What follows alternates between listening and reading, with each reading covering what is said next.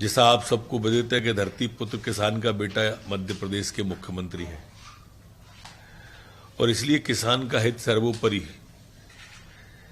आज की कैबिनेट में मध्य प्रदेश के किसान को उसकी फसल का वाजिब मूल्य मिले, उचित मूल्य मिले, बढ़कर मूल्य मिले और इसके लिए गेहूं के एक्सपोर्ट पर प्रेजेंटेशन भी हुआ और विस्तार से बातचीत भी हुई।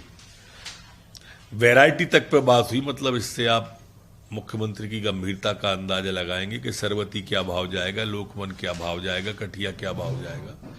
इन विषयों पर भी विस्तार से बात हुई और आज उन्होंने स्पष्ट रूप से सम्मानित विभागों के दोनों के मंत्रियों को भी स्पष्ट कहा है कि प्रतिदिन समीक्षा हो और किसान को बड़ा लाभ इसमें फसल में मिलना चाहिए।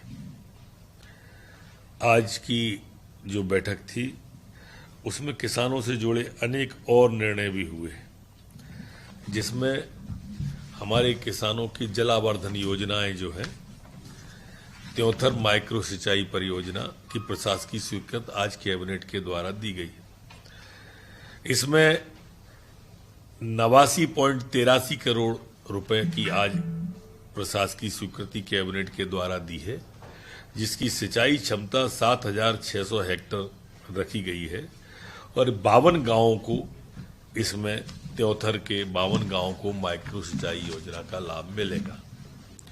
इसी तरह से पांगरी मध्यम सिंचाई परियोजना की प्रशासकीय स्वीकृति आज कैबिनेट के द्वारा दी गई है। ये पांगरी मध्यम हौज सिंचाई परियोजना की लागत 145.10 करोड़ और सिंचाई क्षमता 4,400 हेक्टेयर रबी सिंचाई की अनुमति दी गई है।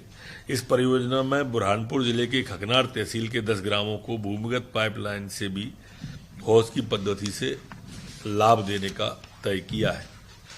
रिहल्द सूक्ष्म सिंचाई परियोजना को भी आज की कैबिनेट के द्वारा मंजूरी दी गई है।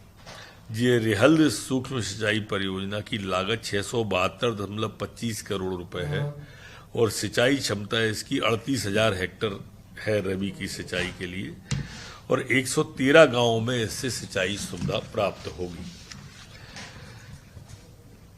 ये सब देख के आपको लगता भी होगा कि आज की कैबिनेट किसानों को समर्पित कैबिनेट है, धरती पुत्र को समर्पित हमारी कैबिनेट है। जैसा आप सबको बताते हैं कि मुख्यमंत्री जी द्वारा नौजवान को प्रोत्साहन के लिए, खिलाड़ियों को प्रोत्साहन के लिए जो हमारी कावेरी ढीमर जो हमारी बिटिया थी उसको 11 लाख रुपए पुरस्कार देने की घोषणा की गई थी। आज कैबिनेट के द्वारा वो 11 लाख रुपए की जो सीएम की घोषणा थी उसको आज स्वीकृत किया गया है और दिया गया है। एक बड़े उसमें जो रहते हैं अपने औद्योगिक शिक्षण संस्थान, इनमें अधिकारियों के स्वीकृत पदों में से रिक्त पदों के विरुद्ध 11 माह हेतु मेहमान प्रवक्ता के रूप में 125 रुपये प्रति घंटा, आईटीआई जो हमारे कॉलेज हैं उन आईटीआई कॉलेजों के अंदर अब 125 रुपये प्रति घंटा, अधिकतम 5 घंटे और 14,000 रुपये स्वीकृत मानदेय हमारे अतिथि विद्वान जो होते हैं आईटीआई के, उनको देने का आज तय किया है। एक महत्वपूर्ण निर्णय में आज के में प्रदेश के में वर्तमान पटवारियों के कुल स्वीकृत पद 19,020 हैं, किंतु उपलब्ध पदों पर अब पुनर्नियुक्तियां किया जाना आवश्यक हो गया है। पटवारियों के बढ़ता कार्यभार, उनकी उपयोगिता, इन सब को देखते हुए आज कैबिनेट के द्वारा पटवारियों के 5,204 नवीन पद सृजित करने का तय किया है। कैबिनेट ने ये भी तय किया है कि 50,000 की जनसंख्या पर एक सेक्टर का निर्माण स्वीकृत किया जाए।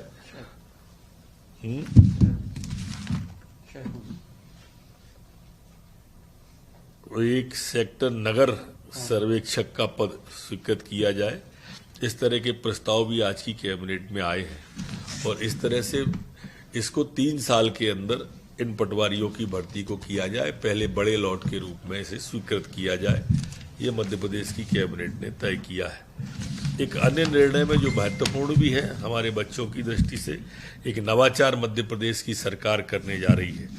हमारे यहाँ नवाचार में हमारे यहाँ कुछ स्कूल ऐसे हैं जिनको हम, और कुछ संस्थाएं ऐसी हैं जो बच्चों की दृष्टि से, पढ़ाने की दृष्टि से बहुत उपयोगी साबित हुई है। जैसे रामकृष्ण मिशन है, विवेकानंद केंद्र है, विद्या भारती है, कुछ स्कूल है, इस तरह के स्कूल है। इसी में हमने नवाचार में एक सूर्या फाउंडेशन को प्रयोग के बतौर पर एक स्कूल सीहोर जिले का कन्या परिषद संचालन को देने का आज कैबिनेट ने निश्चय किया है, जिनमें 3 बच्चे तो निःशुल्क रहेंगे और 1 बच्चे को फीस लेने की अनुमति उन लोगों को रहेगी।